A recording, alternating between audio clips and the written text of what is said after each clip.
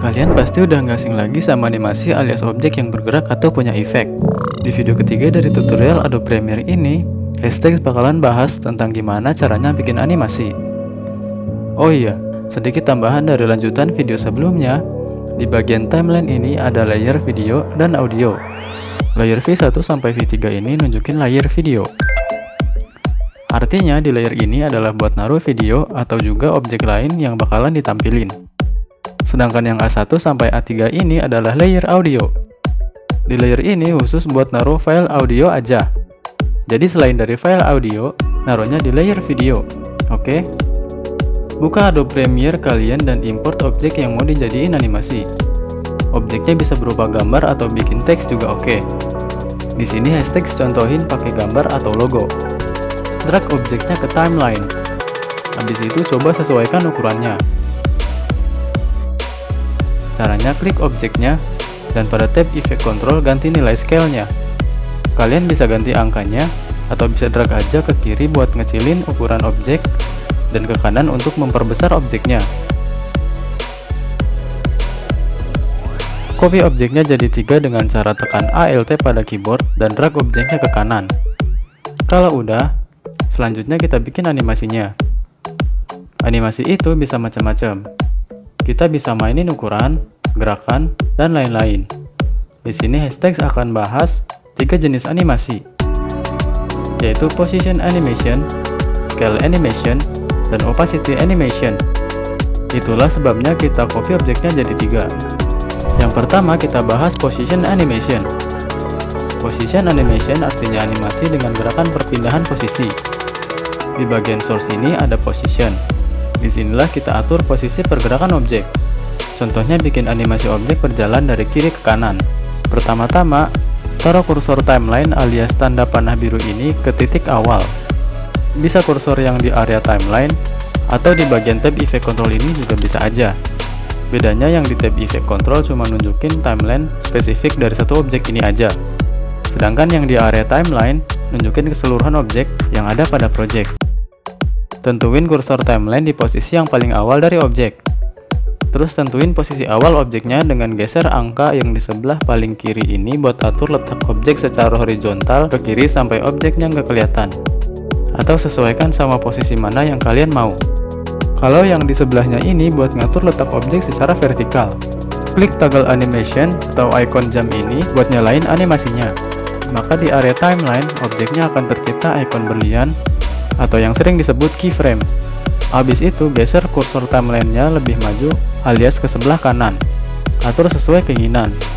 Kemudian tentuin letak objeknya dengan geser posisi horizontalnya. Tujuannya buat bikin keyframe lain yang berisi nilai posisi baru pada objek. Nah, jadi Adobe Premiere-nya bakalan tahu di mana nilai posisi awal yang ada di keyframe pertama dan jalanin objeknya menuju ke nilai posisi keyframe kedua. Sekarang coba play videonya buat lihat hasil animasinya. Bisa pakai cara tekan spasi pada keyboard atau klik tombol play di tab program. Jangan lupa balikin posisi kursor timeline-nya ke posisi paling awal dulu sebelum play videonya. Kalau mau gerakan animasinya lebih cepat, geser aja keyframe-nya jadi lebih dekat ke keyframe yang satunya. Ini adalah teknik dasar dari pembuatan animasi sederhana. Selanjutnya yang kedua, kita bahas scale animation. Scale animation alias animasi dengan jenis memperbesar atau memperkecil ukuran objek bisa dibikin pakai cara nyalain toggle animation dan bikin keyframe di bagian scale ini. Jenis animasi inilah yang dipakai buat bikin efek pop. Langkah pertama kita tentuin posisi kursor timeline buat nentuin titik awal dimulainya animasi. Kita coba dari posisi awal kayak yang pertama tadi aja ya. Klik toggle animation buat nyalain animasi dan keyframe pertama akan tercipta. Kemudian atur ukuran awal objeknya. Kali ini coba bikin animasi objek dari ukuran kecil ke besar dan ke kecil lagi. Jadi awalnya atur ukuran objek jadi lebih kecil. Geser posisi kursor timeline ke depan buat nentuin posisi keyframe kedua. Terus atur ukurannya jadi lebih besar. Atur sesuai keinginan seberapa besar objek yang kalian mau. Habis itu bikin lagi satu keyframe dan untuk ukurannya buat jadi lebih kecil.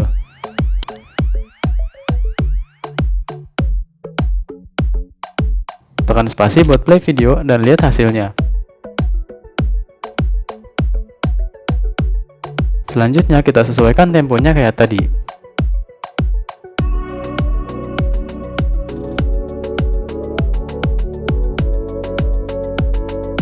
Selesai. Animasi yang dibikin ini juga bisa disimpan alias dijadiin preset. Caranya tinggal klik kanan pada menu motion dan pilih save preset dan isi nama presetnya. Jadi nanti kalau butuh bikin animasi kayak gini, kita nggak perlu lagi bikin dari awal. Tinggal pakai aja preset yang udah disimpan tadi. Preset yang disimpan ini ada pada tab Effect di folder Preset. Terakhir adalah Opacity Animation. Jadi kita akan coba animasiin transparansi objeknya. Hasilnya, objeknya ngilang di awal dan tampil di akhir kayak efek fade in. Opacity ini toggle animationnya udah otomatis nyala. Jadi tinggal bikin keyframe-nya aja. Taruh kursor timeline di awal objek. Ganti dari 100 jadi 0 buat bikin keyframe pertama. Ubah posisi kursor timeline ke depan dan ganti opacity-nya dari 0 ke 100 buat bikin keyframe kedua. Kalau kalian perhatiin, cara kerja semua tipe animasi ini konsepnya sama aja. Semuanya pakai keyframe. Coba aja geser kursor timeline dari posisi keyframe pertama ke keyframe kedua. Maka akan kelihatan proses perubahan nilai dari masing-masing animasinya. Buat ngatur tempo animasi, udah dijelasin di bagian position animation ya. Kalau bingung, coba aja putar ulang video ini. Pasti paham kok. Selamat mencoba dan semoga bermanfaat.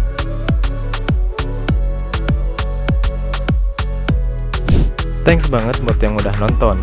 Kalau video ini bermanfaat buat kalian, silahkan like dan subscribe.